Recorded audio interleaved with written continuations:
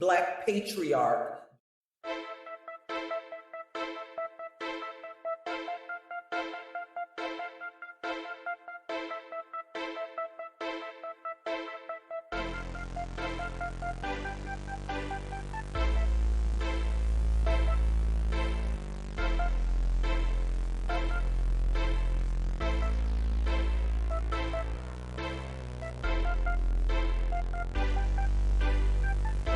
Me personally, I would like for us to talk about land allocation. Also, I would like for we need to talk about some of those Indian treaties that's already in law. They've just not been enforced. Dr. Claude Anderson has been going back and forth to court about the treaties, like the Treaty of 1866, how some of these Native American tribes owe black freedmen and their descendants some of the resources and some of the land. That's something that I think we should bring to the politicians. Also, funds and resources allocated towards black business development. Those are things that I think we should bring to the politicians. What are some other suggestions that you brothers think that we should bring to them for tangibles? If I had my druthers, I would duplicate exactly what happened for those white boys who came back from World War II in the 1940s. If you're a white male who came back from the war, the U.S. government made sure that you had the GI Bill, you had free education. They made sure that you had a housing grant, not a housing loan. They made sure you had a housing grant. A lot of those bungalows out in California paid for by the U.S. government with housing grants. And they also made sure the Small Business Administration gave you a business grant, not a loan. If I had my ideas about it, we would have a TARP fund for black people in America. For black people who are descendants of slaves, we would have a TARP fund for us. They had a TARP program in the modern era where they spent literally trillions of dollars to bail out the banks and then turned around and told black folk, ain't no money for you.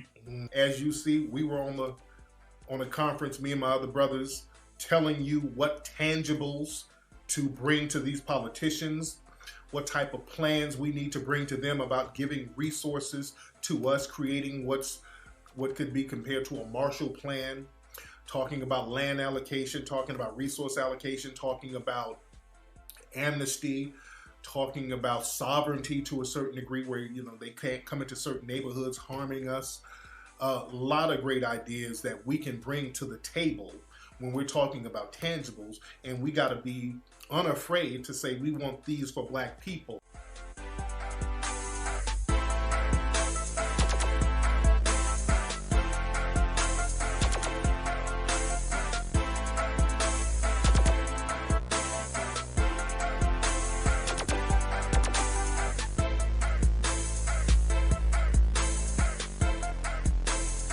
So what exactly do Democrats believe? Well, the modern Democratic Party traces its roots to the progressive President Franklin D. Roosevelt. At the height of the Great Depression, Roosevelt created Social Security and other big government programs meant to protect the unemployed and the working poor. Through government-sponsored public works projects, he created jobs and opportunities for those suffering from the stock market crash. Today, Democrats still believe in the power of government to provide a just and equal society. Democrats advocate stricter government regulation on big business and larger participation in the social safety net. The party also champions the middle class and has generally supported labor movements and unions. They do this by promoting progressive tax plans in which wealthier members of society pay a higher percentage on their income than the poor or middle class. On social issues, Democrats are seen as being open to societal change, often helping those who face discrimination and poverty. Although they generally oppose undocumented immigration, they believe that the government should help those who want to immigrate while focusing on deporting dangerous criminals.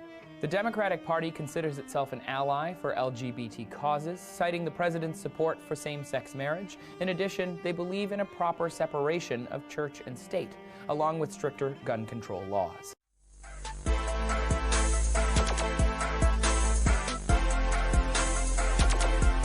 So what exactly do Republicans believe? They believe there should be limited government interference in daily life as it leads to a better functioning state. This means fewer business regulations and smaller bureaucracies in public institutions. When it comes to the economy, Republicans tend to believe in the power of the free market to generate wealth. In this system, it's believed that low taxes for the rich will prompt them to invest in businesses, thus creating more jobs, causing the wealth to trickle down to the poor. Republicans also tend to hold conservative views on social issues. Despite gay marriage bans being ruled unconstitutional in 2015, candidates like Ben Carson and Mike Huckabee have expressed their opposition to the idea. The 2012 platform opposes a redefinition of marriage and maintains an anti-abortion stance. Republicans are also known for supporting the military. Ever since Theodore Roosevelt's presidency, the GOP has advocated for American exceptionalism and intervention around the world.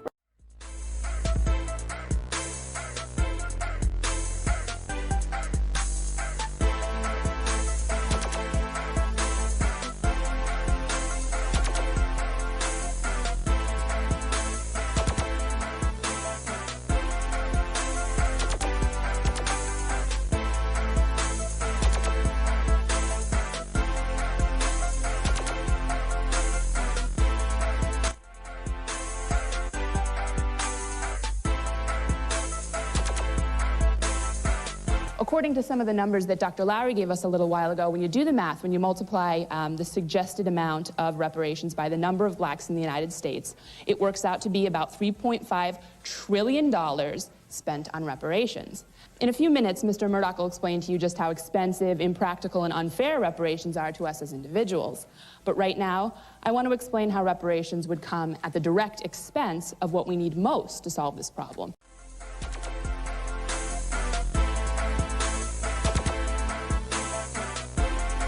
As a white man, I'm responsible for paying slavery reparations, for example, in the name of social justice, even though all of my ancestors were busy getting killed by Cossacks in Russia at the time that slavery was taking place.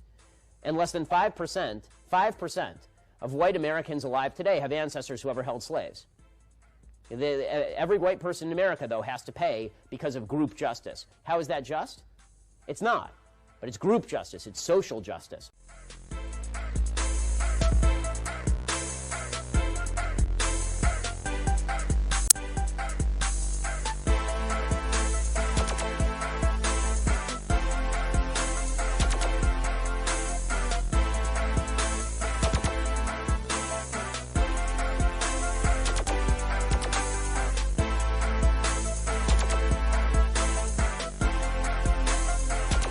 What's your position? My position is, sure, slavery was a horrible thing that happened, but this is not going to help race relations in the United States today. This is not going to help the dialogue. And now it would be different if residents today were affected themselves because of something that happened back in the 1800s. But unfortunately, now all it's going to do is cause more tension amongst the races.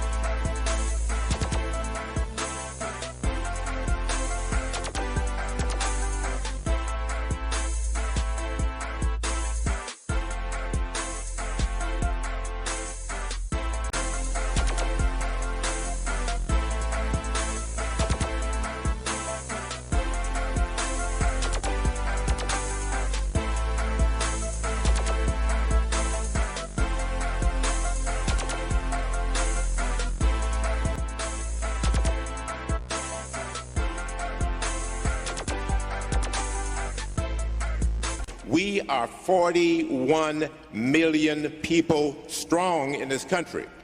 41 million, that is a country. That is a country like Argentina, that is a country like Spain.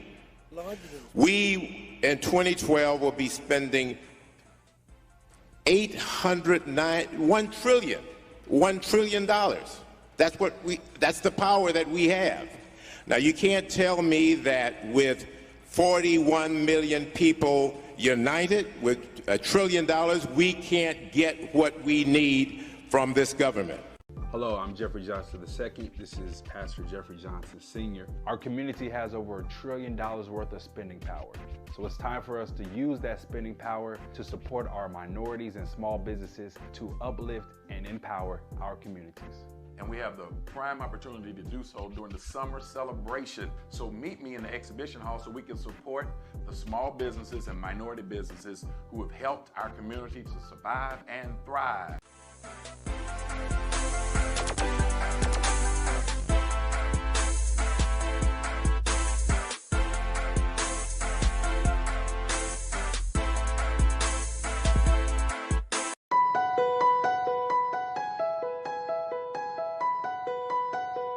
We've got a new blog out that explains why pension funds across the country rely on private equity investment to strengthen the retirement of America's public sector workers and retirees.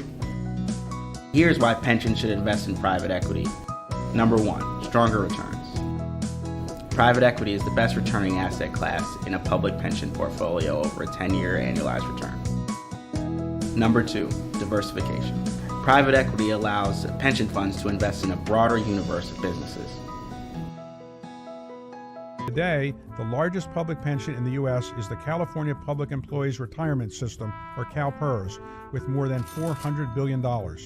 Now, in the search for higher returns, U.S. pensions are looking beyond public equities and fixed income by boosting their positions in alternatives like private equity, hedge funds, and real estate.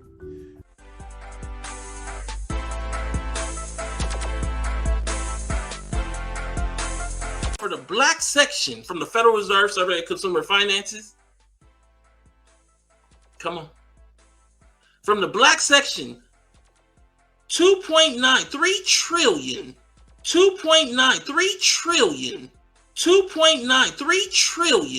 is pension entitlements.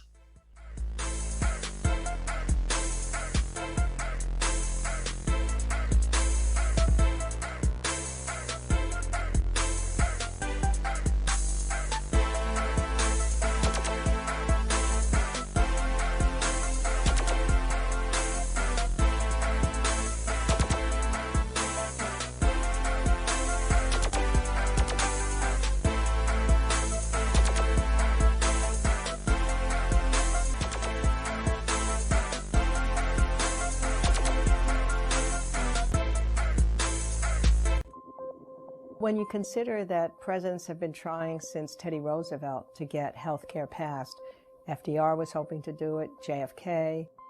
No matter how hard the road, what history will record is that Obama got it done. We are done. This is the story of the epic battle to pass Obamacare. So help me God. Congratulations, Mr. President. First, Obama took his case to the very people he knew would try to kill it. And there were others Obama needed on his side. The special interests, insurance companies, big pharma, the doctors' associations. Karen represents America's health insurance plans. We understand we have to earn a seat at the table. He wanted the very groups that had killed healthcare reform in the past inside the room now. In March 2009, he brought them all to the White House. We kept every one of those, but one, at the table. All of the groups here need to stay involved. They all made demands. Obama made deals. None of these groups are doing this out of the goodness of their heart. They're negotiating. They want the best deal possible. He compromised on the thing that was most sacred to him, the individual mandate, that every citizen buy health care. The idealistic candidate had become a steely-eyed pragmatist. We will! Freedom! Yes, we will! Freedom! And he made more concessions, giving up the public option, which would have created a government insurance program that would have competed with private companies. We ended up having to wrestle this thing to the ground in a way that was less than ideal from my perspective. Finally, March 21, 2010. On this vote, the ayes are 219, the nays are 212. The motion to concur in the Senate amendment is adopted. For decades they've been trying to do it.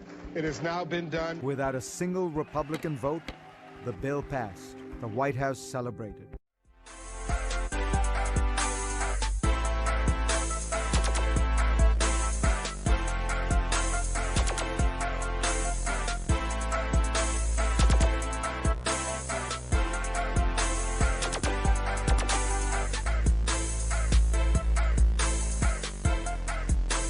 Some aspects of black power are very disturbing to us because it means revolution. It means violence. But other aspects of black power are very constructive because it means that black people, they want to stand on their own feet. They want to have black banks and not just go to white banks. They want to have black businesses and not just go to the white businesses. And they should have, and they will have.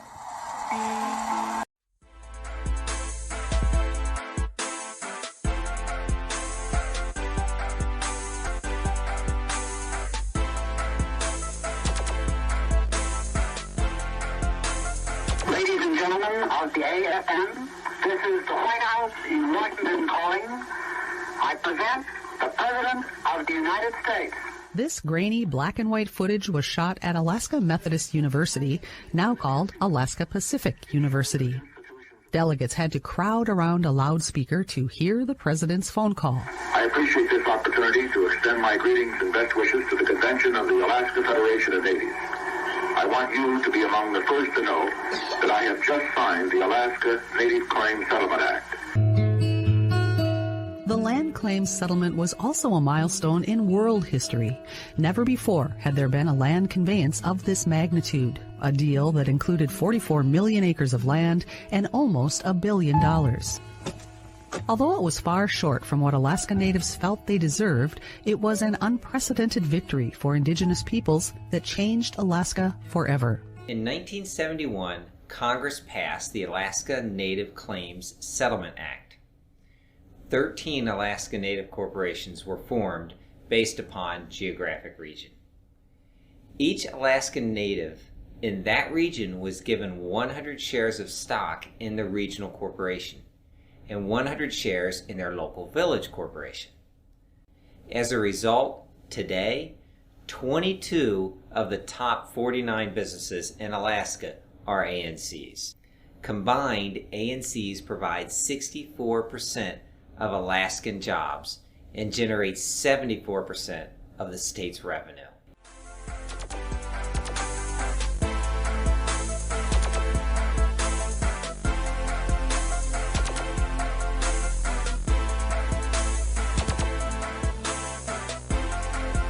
Institutions established. Alaska Native corporations. The bill would establish 2 statewide corporations. The first, the Alaska Native Investment Corporation, will engage exclusively in investments and business for-profit activities. The second, the Alaska Native Services Corporation, will perform needed social services and distribute funds made available under the bill. In 1971, President Nixon signed the Alaska Native Claims Settlement Act, or ANCSA, into law. Sealaska is one of 12 for-profit regional Alaska Native corporations the legislation created. It also created many other village corporations. Rosita Whirl is the president of the Sealaska Heritage Institute.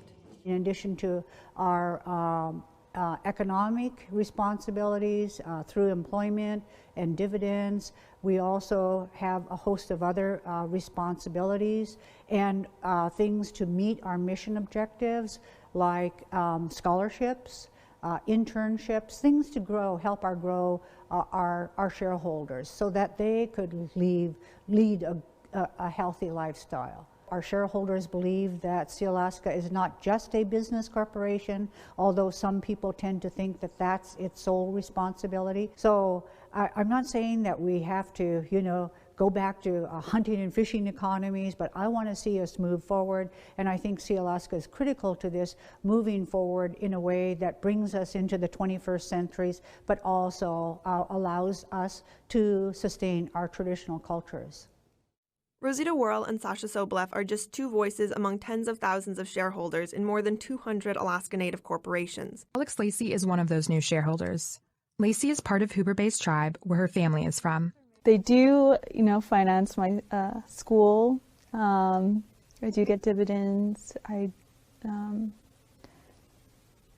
There's a lot of opportunities that are available to me from being a descendant from that region that I'm grateful for.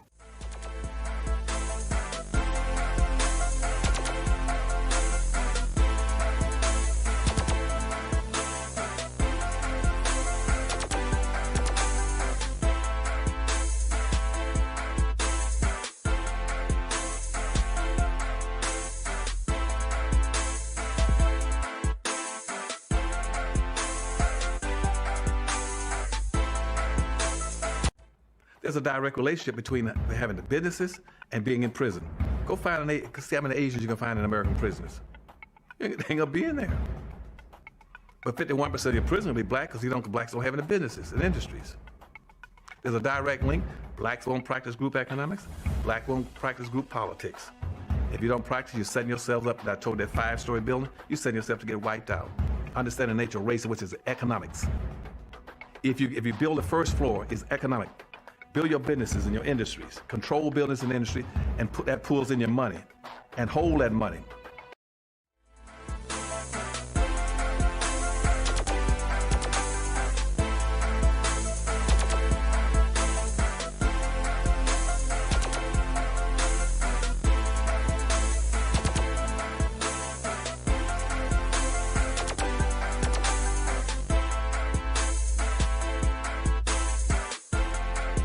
Norway is a rich country. It has $1 trillion in the bank, so to say. That money was made from the country's vast oil reserves, and Norway's sovereign wealth fund has become one of the largest single investors around the world.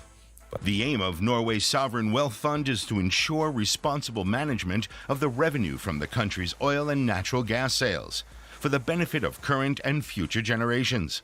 The fund's core mandate is to preserve the wealth of the Norwegian people. While most Europeans are facing cuts and austerity, every Norwegian has become a millionaire. The country's sovereign wealth fund recently hit a milestone value of around $800 billion, which means every citizen in Norway is worth about 1 million Norwegian kroner each. Well, on paper at least. Sadly, they can't get their hands on the cash because the money is being kept under the mattress by the Norwegian government, which has been saving up the windfall generated by North Sea oil since the late 1960s.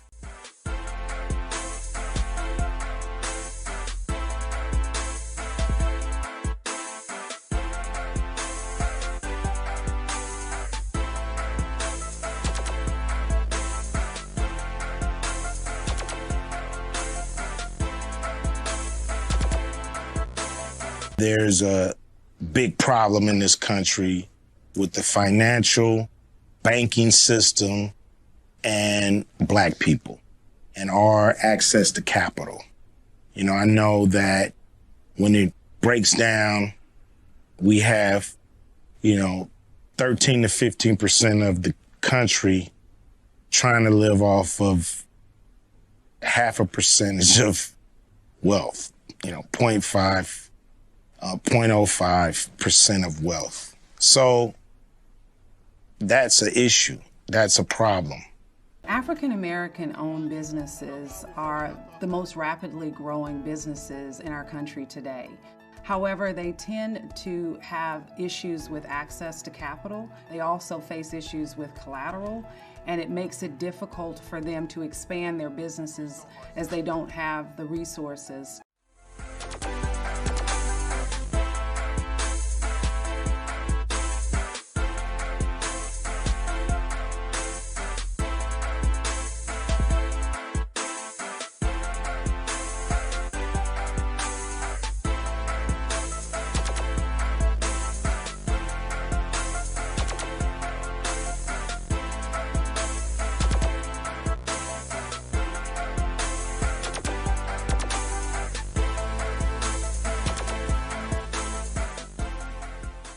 Dressed in black and orange, members of the Detroit 300 set out to make a difference, going house by house, block by block, street by street. We're out here now. We're passing out these flyers to the community and to the stores, and also posting watch house signs. I have never seen this on my block before. This is excellent. Volunteers posted warning signs on vacant homes and encouraged neighbors to get involved and to look out for one another. Detroit 300 is positioned in the neighborhoods to help curb violence and stop situations just like this one from escalating. If you have a chance to walk away from the situation, walk away, think about it, calm down, and think about, is it really worth what you're about to go back and do? They're telling young people especially, you don't get a second chance after pulling the trigger. What a great group of men and women. Now, what's going to be happening is come Tuesday, Wednesday, and Thursday at 6 o'clock, that's when the volunteers will be starting the patrols in this neighborhood. If you're interested in helping them out, they're going to be organizing out of City Airport. But even if you can't patrol, you can still help simply by turning on your porch light. Another thing is just be on the lookout for any type of suspicious activity in your neighborhood.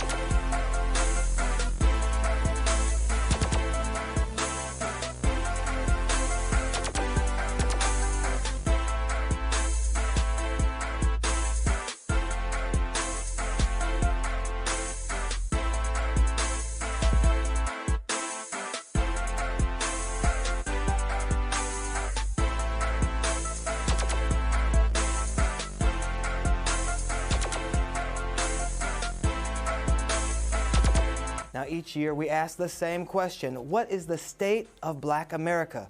Today, our esteemed panelists will answer that question as it relates to the state of Black business. Black women are the fastest growing entrepreneurial group in the country, period, right now, followed by Latino women. So we're seeing good things in that area. But the issue of access to capital, the issue of mentorship, these are issues that we address annually at the Black Enterprise Entrepreneur Summit, is a major one, because now the issue is no longer just starting businesses. Because starting businesses that employ only 1 or 2 people, that's not bad, but it's not going to address the larger issues when we talk about the state of Black America, which is job creation and wealth creation.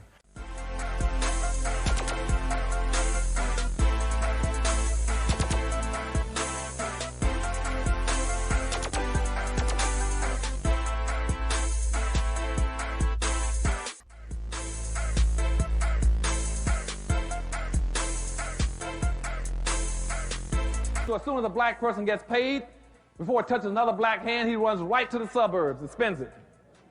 He spends 95% of his money immediately outside his own community. He spends 95% of his money immediately outside his own community. He keeps 5% to take back into his community. Out of 5% he takes back into his community, he spends 3% of that in non-black owned hands in his own communities. Look around your neighborhood, goes into non-black owned businesses. Only 2% again, only 2% of all the black people in America keep their own money in their own communities.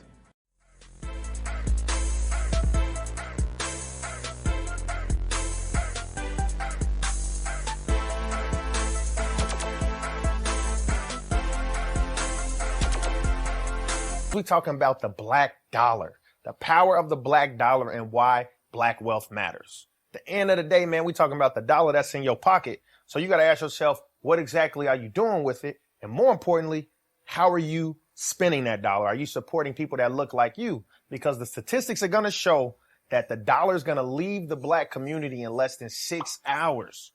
Listen to that. That's crazy, because in the Asian community, the dollar's going to stay in there for about 28 days. In the Jewish community, it's going to stay in there for about 19 days and about 17 days in the white community. That's problematic, man, because the black buying power is over $1 trillion. But only 2% of that, only 2 cents on the dollar, is actually being reinvested back into black-owned businesses. Group economics is something that we need to think about and embody to move forward. Because think about it, man. The racial wealth gap in this country is ridiculous. And guess what? It's only getting worse. But in addition to that, the black spending habits is also getting worse. According to Nielsen stats, blacks are 20% more likely than the total population to say they will pay extra for a product that is consistent with the image that they want to convey. In addition, we are also more likely to say we shop at high-end stores. But now let me actually tell you why that's a problem. Black people, we make up 14% of the population, but yet when it comes to our spending habits, we're disproportionately outspending other groups when it comes to certain categories. Check this out.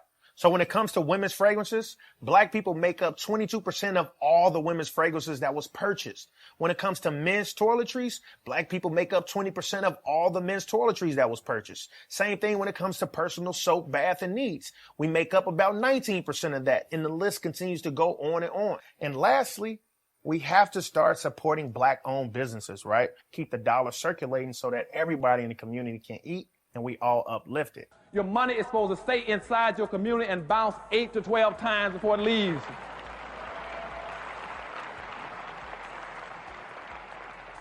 Black money does not bounce one time. You know why it doesn't bounce one time? Because you don't have any communities to bounce it in. You're so busy integrating. Where are you going to bounce it? How are you going to pass it through another black hand? You go bankrupt every 24 hours just as regular clock, and whites don't take you serious. They know that anybody who goes bankrupt every 24 hours should not be taken seriously. They know you're gonna violate all the rules.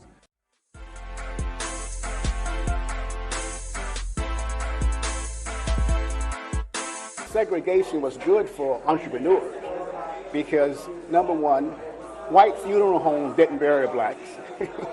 White barbers didn't cut black hair. Okay? So blacks control the taxi industry, going through. So, and what I'm really trying to do is remind blacks of the values we once had that we don't have today.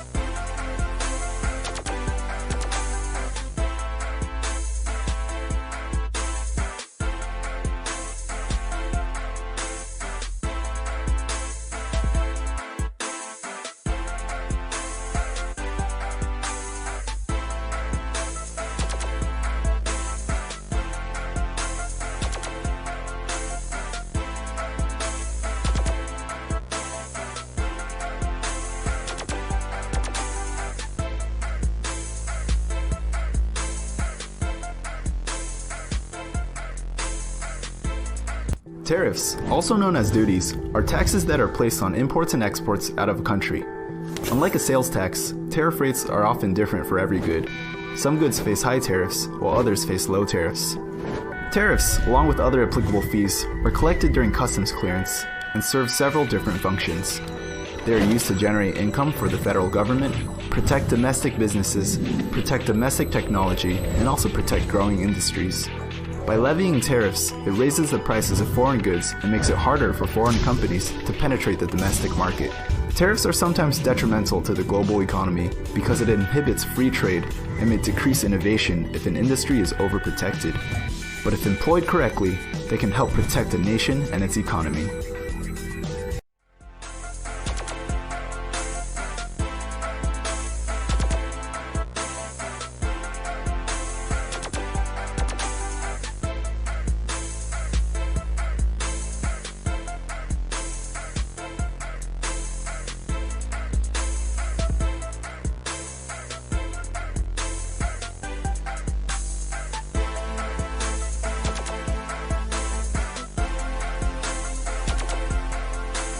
Tap-to-pay transactions are estimated to grow by more than 150% over the next few years.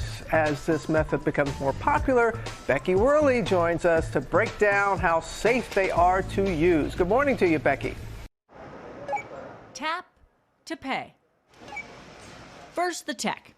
2 devices, your phone and the payment reader, communicate wirelessly. That transmission is encrypted, meaning it can't be intercepted by a hacker. It's a really great technology that helps reduce a lot of the friction of purchasing.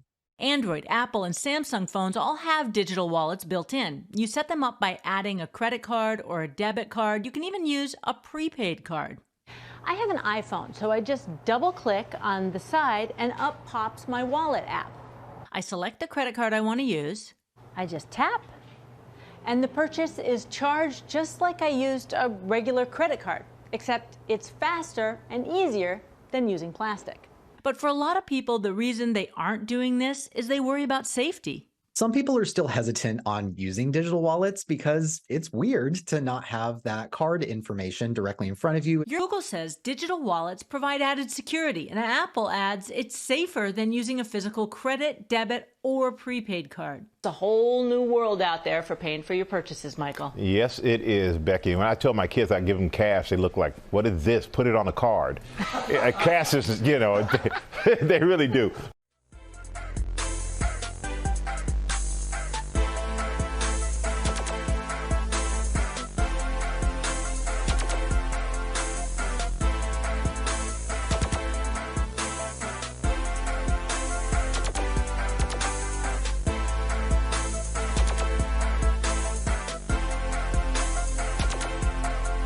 Please welcome the Vice President of Global Philanthropy for J.P. Morgan Chase & Company, September Hargrove.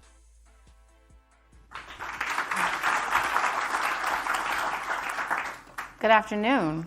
Over the next couple of slides, I'm going to really focus in on 2 types of data that we've captured, one being the local consumer commerce index, which really looks at the card transactions of our customers across the country. We focused in on 14 cities where we've been able to really drill down into what are our customers purchasing, what are the demographics of those customers, where are they buying it at.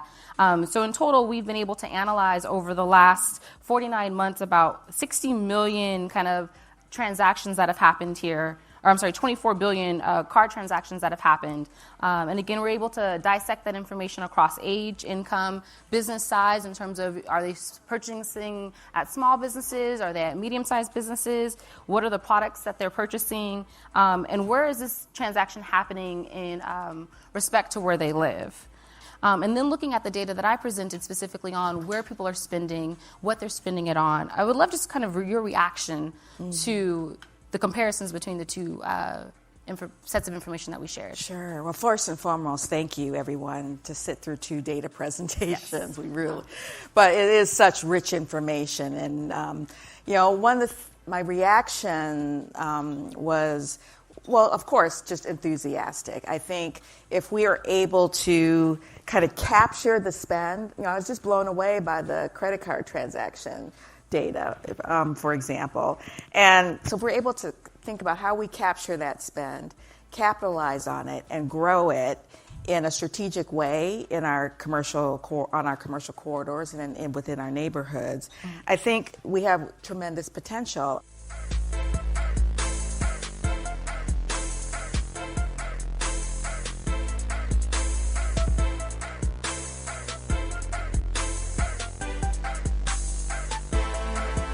Johnson started her business out of her bedroom on Chicago's West Side nearly 30 years ago. She owns this building and this equipment. Today, she employs 8 full-time workers, 8 full-time workers, 8 full-time workers, provides part-time work to young people in the summer. How important is it for you knowing that you're providing a livelihood for other people in your community? Some of the guys, they actually tell me, I don't know, because in the area that I live, it's a lot of crime there, and sometimes you get in the wrong direction, you'll do the wrong thing. He said, but coming to work, it never crosses my mind.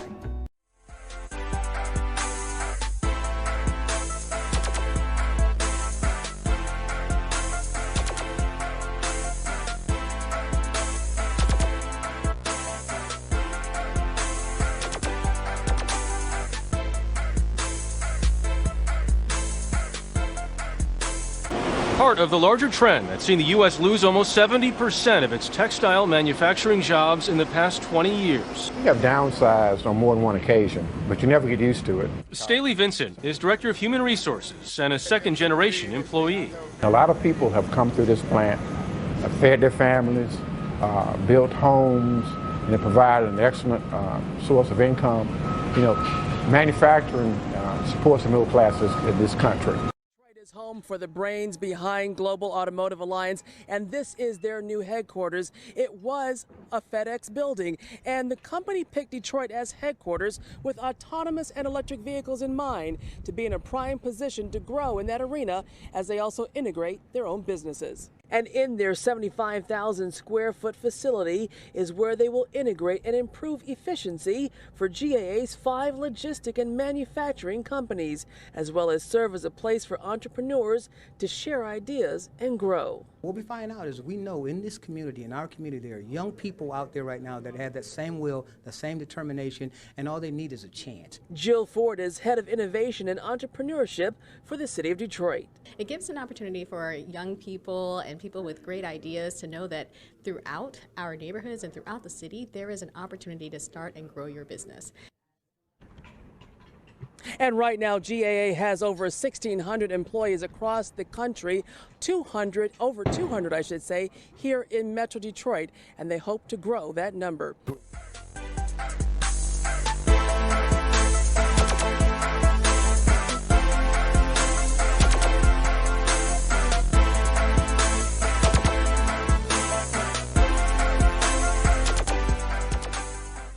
Anytime you stop producing and focus only on consuming, you have nothing to be proud of other than what you consume. That's true. If we were producing again, and historically this nation, not just African Americans, have been producers, and we were proud of our work. In the absence of any, we are not producing, we are consuming. And so the only thing we have left to be proud of is not what we made, not what we built, but what we bought. And we have to teach our children to produce again.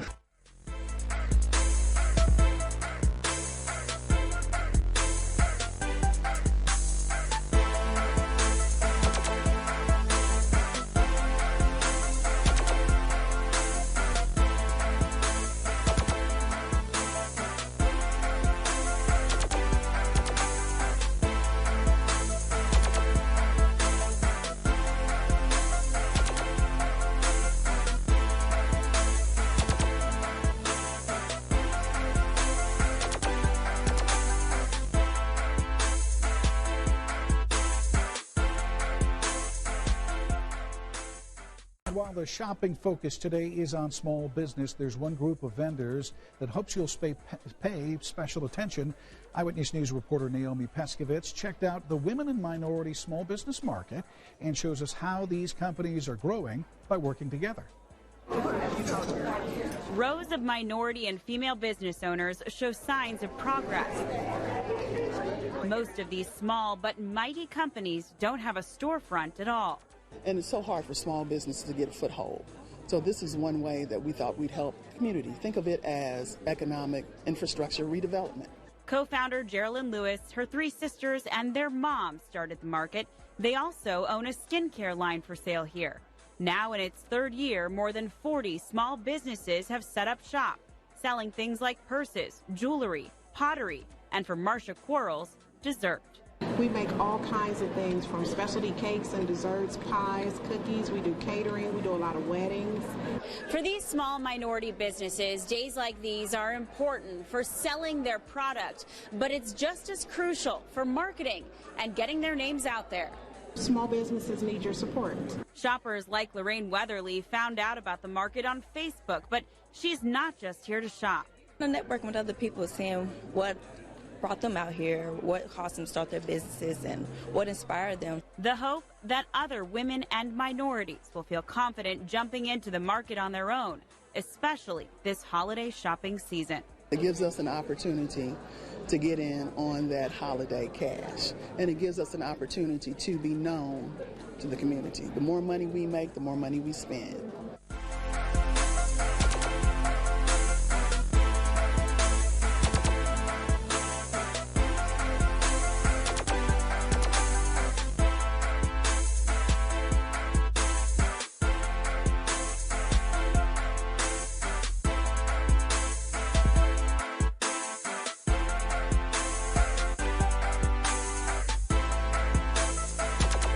It is one of the largest job placement agencies in the country, based right here in Chicago, and tonight it's accused of discriminating against blacks and exploiting Hispanics. CBS 2's Dorothy Tucker explains what's behind the explosive allegations.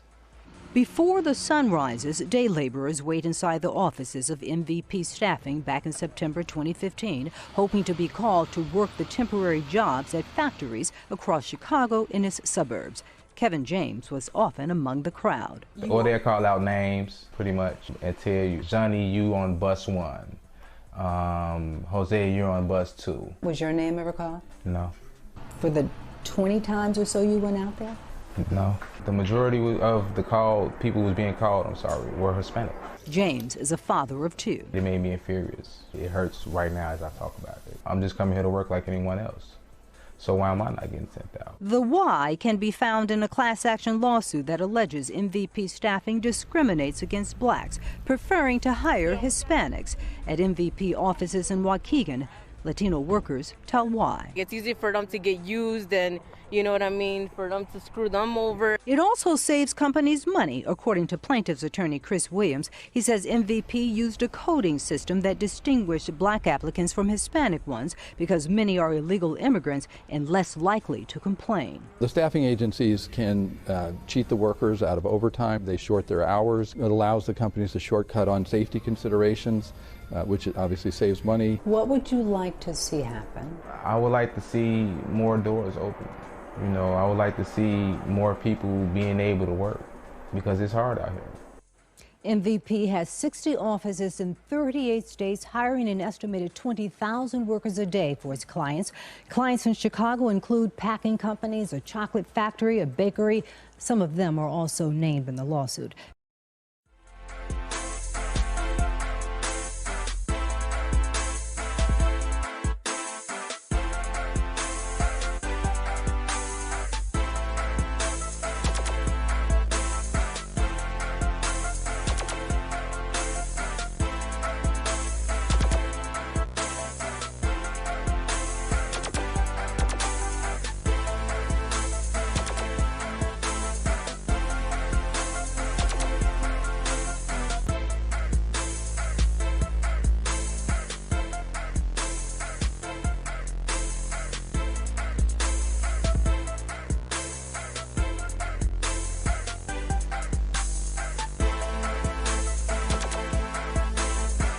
Then you take the money and the wealth that you get from that first floor and go to the second floor. The second floor is politics.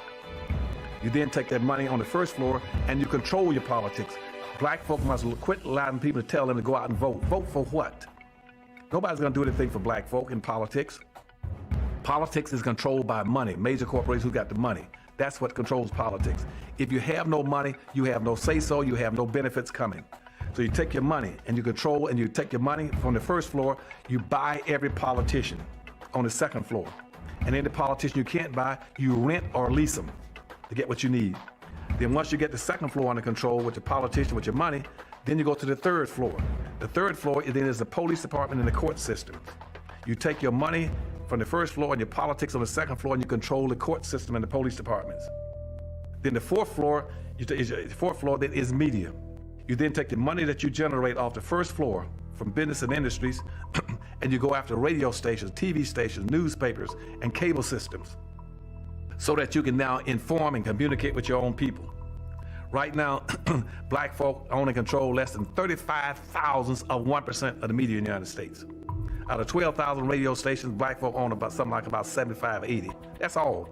You own no cable systems. You don't have a daily newspaper. You have nothing of importance. You got about one black TV station. And so you can't communicate with your people, you can't inform your people, you can't do anything. You can have Rush Limbaugh and all the rest of the guys talking about racism all day long and bad-mouthing you, and O'Reilly's. They can call black folk all kind of names all day long. What are you gonna do? You can't respond. You can't even communicate with your own people because you don't have an economic base. 51% of all the prisons in the United States are black people. You only make up 12% of the population. That's no accident. It's because you don't control the economics and the politics.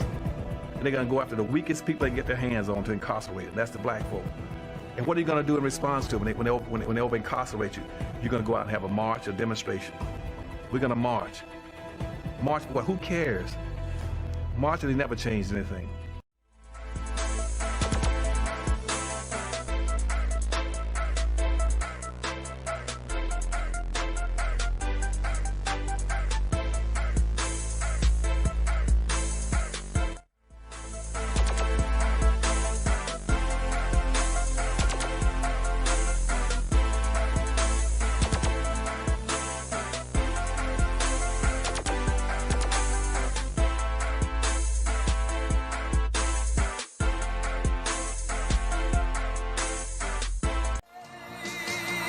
Tonight, former President Donald Trump rallying his supporters in the early voting state of Nevada.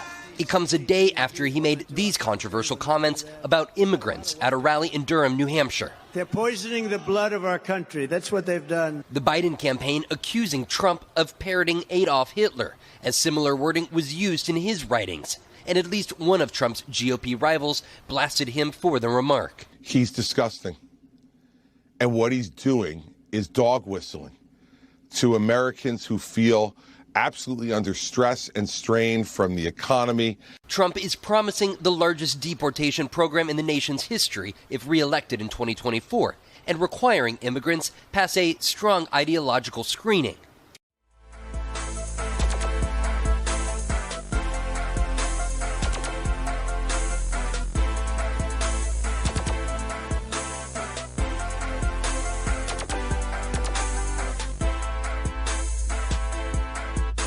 After months of negotiations, House Republican leaders thought they had a path this week towards passing immigration reform.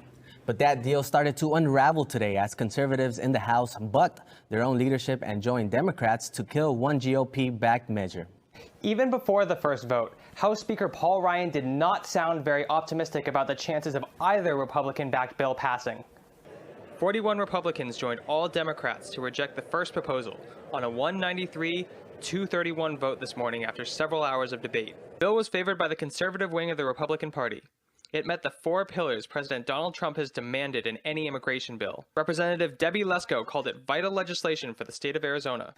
Just days after the House shot down a GOP-backed plan for immigration reform, lawmakers are expected to try again tomorrow. But even House leaders appear skeptical that they'll have any better luck this time around.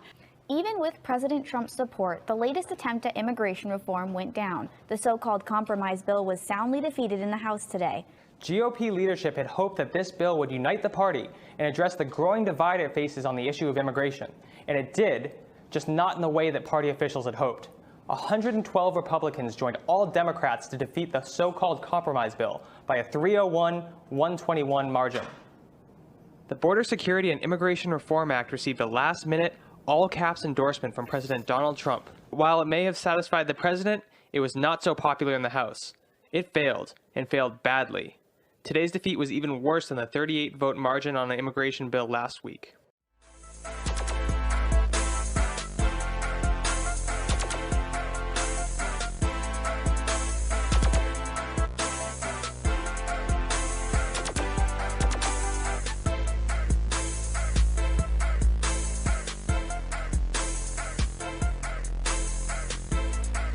The immigration issue boiling over tonight in Chicago as the city discussed plans to house more migrants at a shuttered school in the South Shore neighborhood. This is what happened during a community meeting last night at South Shore College Prep. Officials with OEMC, Family and Support Services, and other departments attempted to give a presentation about a proposal to house asylum seekers at the nearby shuttered South Shore High School. The packed house at the South Shore International College Prep High School, the crowd voicing their opinion, strongly opposing the addition of migrants in their community. Questions were asked, but answers hard to hear, interrupted by the upset crowd. How could you do that without consulting us? I'm outraged, and I don't understand why our community was chosen. I am so concerned about this. I have, for the last few days, seriously been considering selling my house. It is a slap in the face that we as citizens of the United States of America do not have the resources and support, but you're going to bring people who are not citizens here in our community, in our buildings that we pay taxes for, that you took away from us.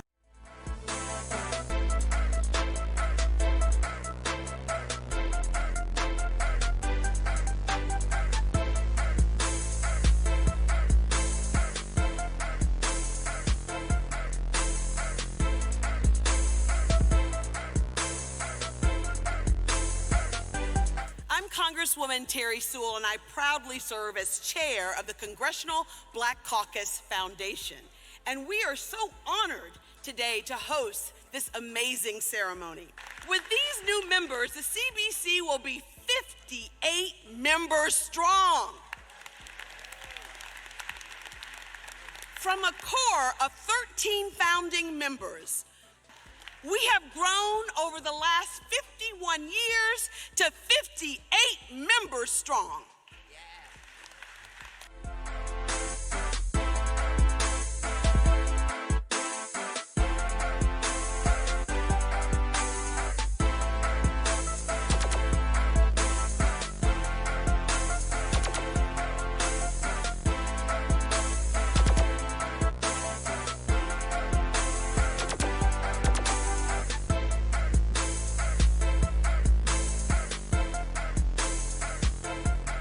The truth is self-evident.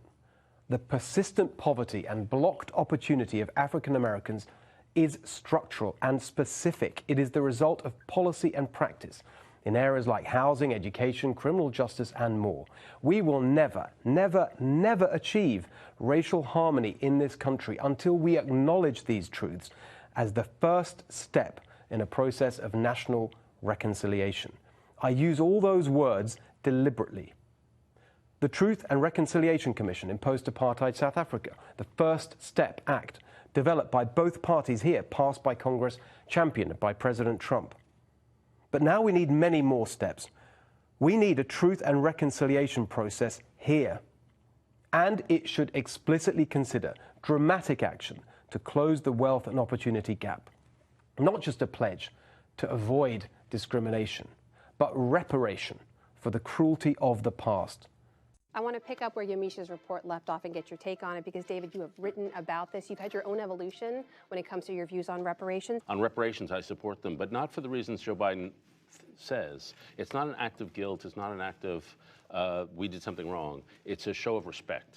It's a show of respect for the injustices that minorities, members of the African American community have suffered in our society for hundreds of years, not just slavery, but redlining and all the way up to the present. So we show respect, and we do it as an act of regard and as an act of resetting. And I've just come to the conclusion, I changed my mind about it because the practicalities of doing it are really hard. But I changed my mind about it because it just feels like we're in a make or break moment on race. The election of Trump, the atmosphere this has created a movement where aggressive gestures have to be taken to show that we're all part of the same country. Even though the promises were broken immediately after the Civil War, Sherman's order was thrown out. As I noted, man, if there had not been the Great Wave of Immigration, it does look like the freedmen would have basically moved up the ladders and done what the Italians did. When they came 30 years later or whatever, that would have happened. So in some ways, I think that my book, the history in my book,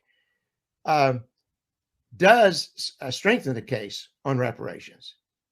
How Republicans can get behind reparations. I'm telling you, my friends, hear me out before you hang up and scream bloody murder. Hear me out. I was thinking about this. We're going to make good for those who came before and were held back. There's no way around that. They were held back. And the way that you can do this, you just say, we're going to do it based on the fact that these people, black and white, I don't care if Robert Johnson, he's going to have to pay too. You're successful, you're going to have to pay up. It's just a one-time shot in the arm to people who've been held back because of nothing more than their skin color.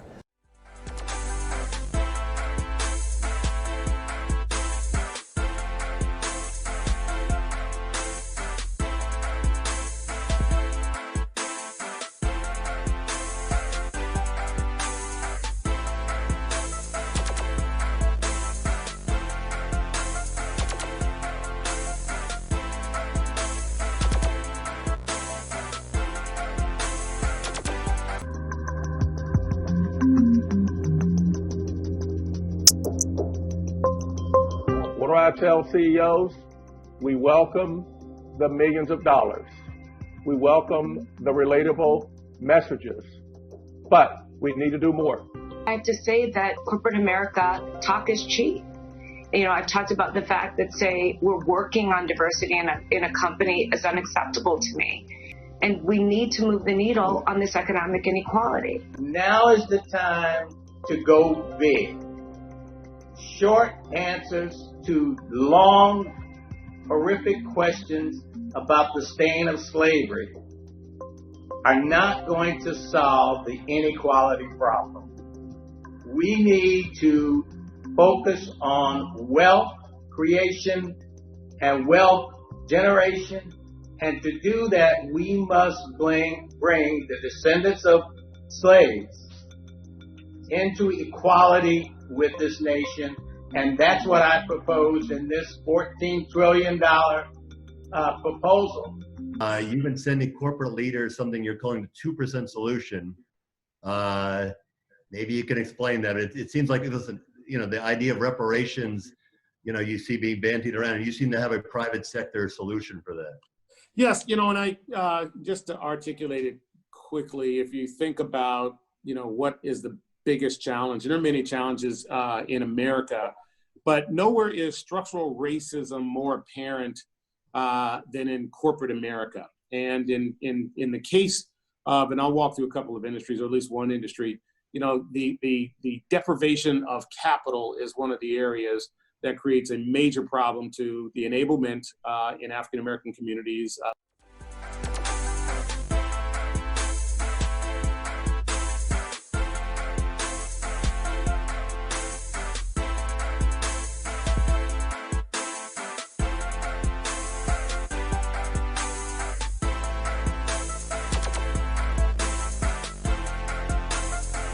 I was certain that I was going to, that it would show that I have African American ancestry.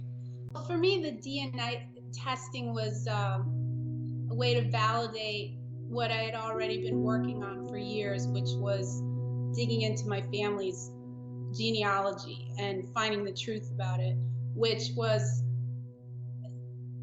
very unusual because I found out years before that my grandfather on my father's side had been passing for white, and no one in the family knew this. I don't feel that he lived his life in fear. I feel that he probably had a lot of pain, though, that he had to sort of ditch his entire family in Macon.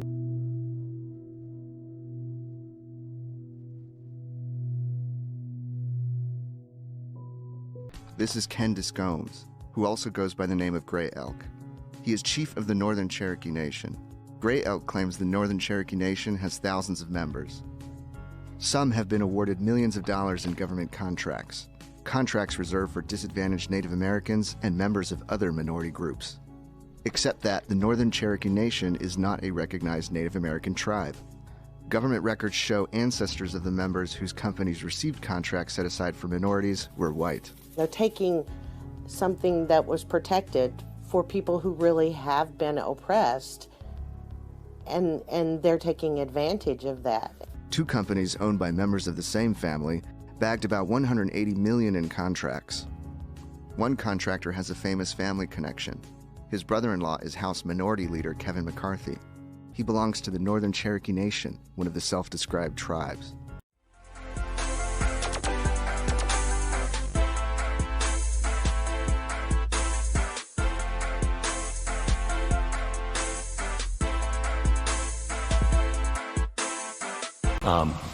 In the briefs, we have discussion about the Freedmen's Bureau that Congress set up.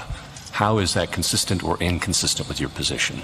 I think it's entirely consistent, Your Honor. The Freedmen's Bureau, for the most part, did not draw any racial classifications. It was classifications on the basis of being a former slave or a refugee, and the refugees at the time from the Civil War were mostly white.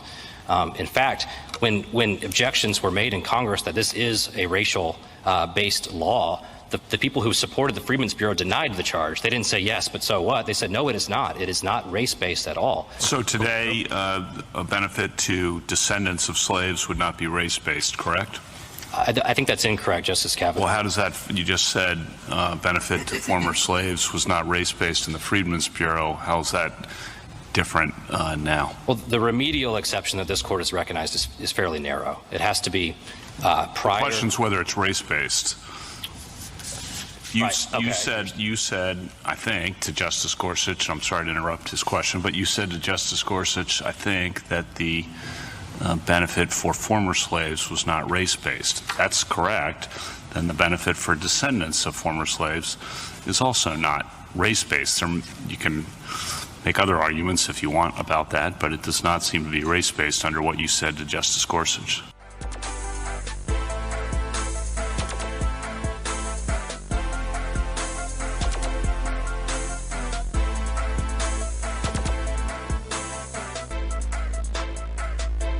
Hey, this is Bo Shell. I'm the Little Ice Cream Dude. I'm the founder, owner, and CEO of Cool World, and this is the remix. His name is Bo Shell. Yes, Bo Shell started his first entrepreneurship journey at 8 years old. 8 years old. 8. I was 8 years old when I started my business, Little Ice Cream Dude. I wanted to start my own business because I wanted to make money so I could do the things I love, such as give to my school as missionary or help my family when they need help. Listen, founder, CEO, and not only is he the CEO of Little Ice Cream Boy Cool World LLC, he's the author. Yeah. My book, The Coolest Birthday Ever, it is a children's book that tells about how I got started. And so my plan for the book is to teach children the moral of how you can make your own money or become an entrepreneur. He is doing his thing. What advice would you give other teen entrepreneurs? And one of the coolest things I've heard all year long, he said, my mom one day when we were going home, she was thinking about saying I'm the next Bill Gates. And I told her I wanted to be the first Bo Shell. And I told her that because I don't want to be a next version of someone. I want to be my own person. I want to be looked up by people. And I want other teen entrepreneurs to be looked up by people. And I want them to be their own first person and their own story. And so they can be unique to themselves. Black patriarch